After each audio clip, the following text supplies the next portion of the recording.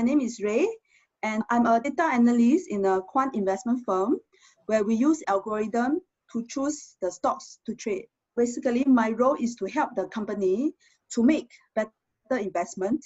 Day-to-day wise, I will have to check the investment data. I will have to work on investment analytics for the portfolio managers and investors. And I also do get hands-on to enhance the trading algorithm, which is in Python.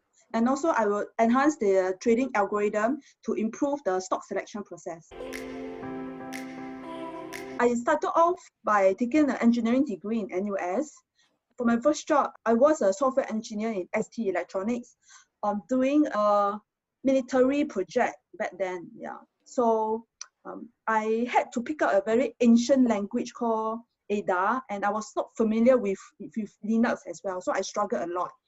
Yeah. But after a few years, I got quite bored with it, and I wanted more challenges. But after that, I realized Ada being a very old language, it's not useful for me to use it to switch to my next software job. Because back then, people are hiring for C programming, for Java programming. So in the end, I didn't manage to get into a software engineering job. The next best thing I could get myself into is an investment operation role.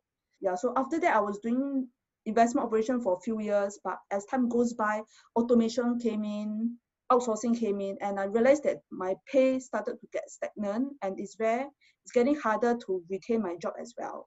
So that is why I tried very hard to switch to the next best role that I can enter in, which is a data analyst.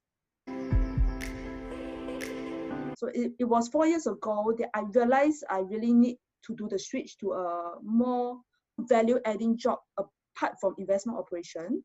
So it took me about 2 months to learn Python from scratch. So almost every night when I'm back home late after work, I will go on Google to learn line by line how to write Python. Yeah, so after 2 months, I managed to do up a stock selection algorithm as a side project. I showed it to my portfolio managers. Yeah, they were quite happy with it, but in the end, my company wasn't keen to use my algorithm. But I managed to use this side project to secure 2 jobs, and I chose the one where I am in now. So what I would encourage people to do is to really do your side projects like what I've done in the areas where you want to go in and put it online to make it known that you are doing this. You know, you would never know who you meet one day that you can impress them with your side projects. And you can then, from there, you could secure your ideal job as well. Yeah.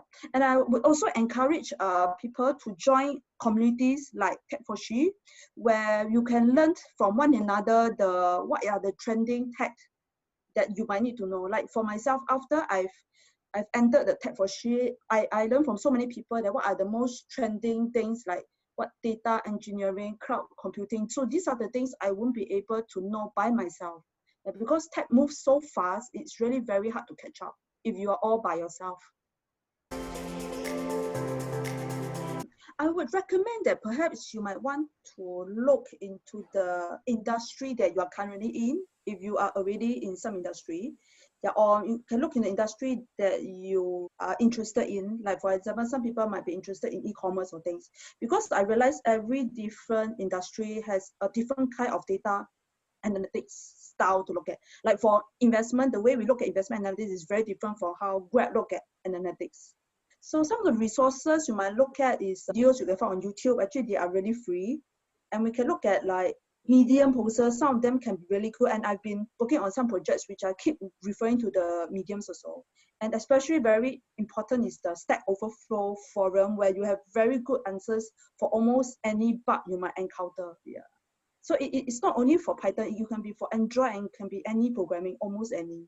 It's quite amazing how the whole forum can be built in this way. Yeah. Keep learning, no matter it's tech or it's not tech, just have to be aware what is trending now, and we keep improving ourselves as not to be obsoleted by this world, I would say. So no matter what age you are, like if you are like in the 40s, maybe there are new things to learn, just keep being updated. there's no age limit to when we shouldn't be learning anymore, like maybe 50, 60.